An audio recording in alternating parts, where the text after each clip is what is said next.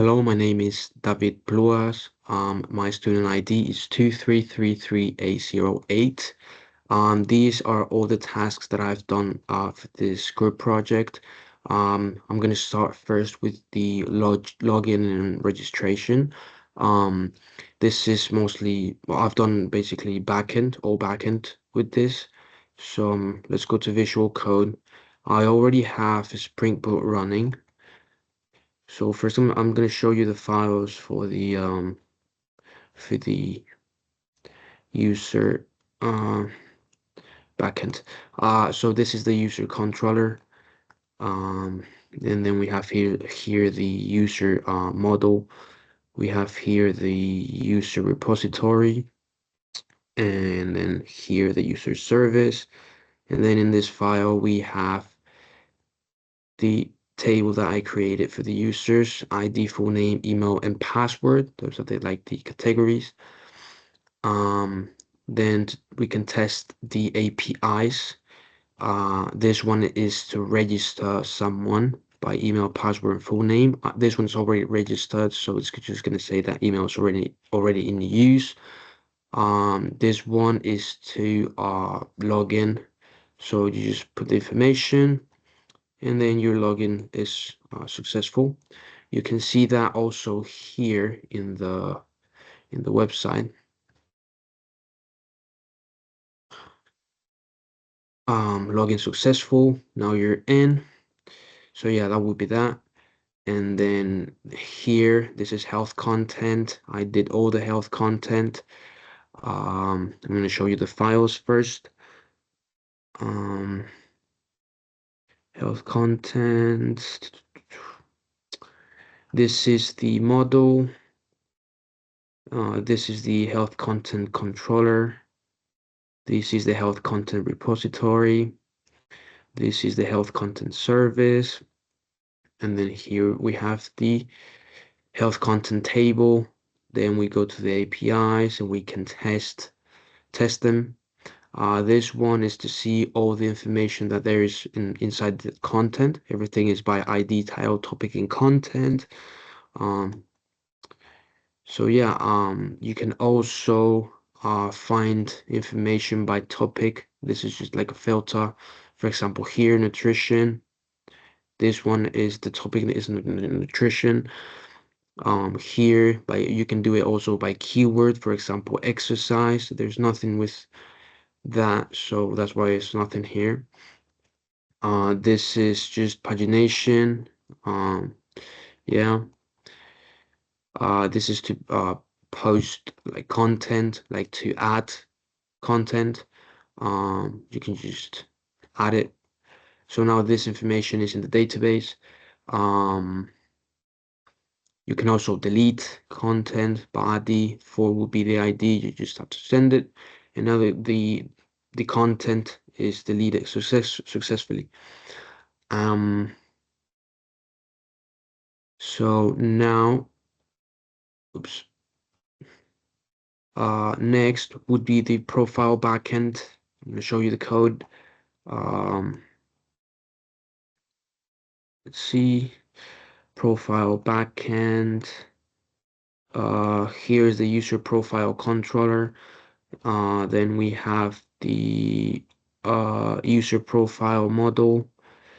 Then we have the user profile repository. Then we have the user profile service.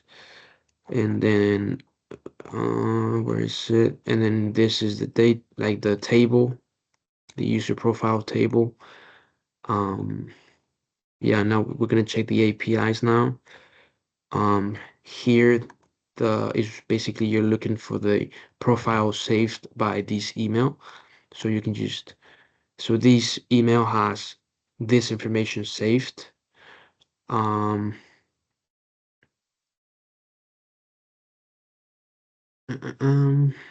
Profile.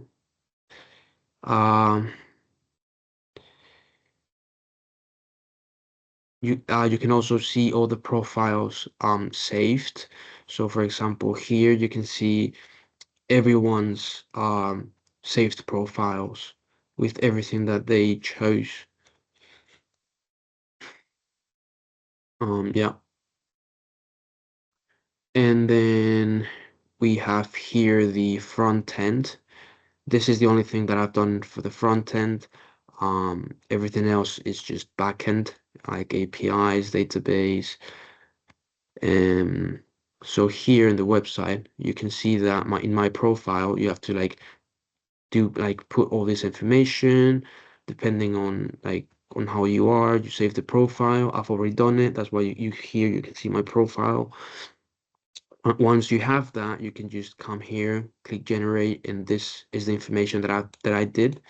Um, the information that you see after clicking generating, that's the information that I did for the front end. And that's the only thing that I've done for the front end. Um, but yeah. You can also, well, I also did the ensure API responses are optimized for mobile devices. I created two files here for that. Uh, user profile mobile DTO and user profile response DTO. This is basically for like people that are like using a phone of like a mobile phone. They're gonna see less information. Like they're just gonna see the information that they need. So that like this way, everything's gonna go like faster, smoother, and yeah. I also changed some things in some files, like code, to make it like everything more faster. Um, and then here, the telehealth appointments, I created the database and integrated the backend logic um, for the telehealth appointments. So what I did, it's all these files in the backend. The telehealth appointment controller.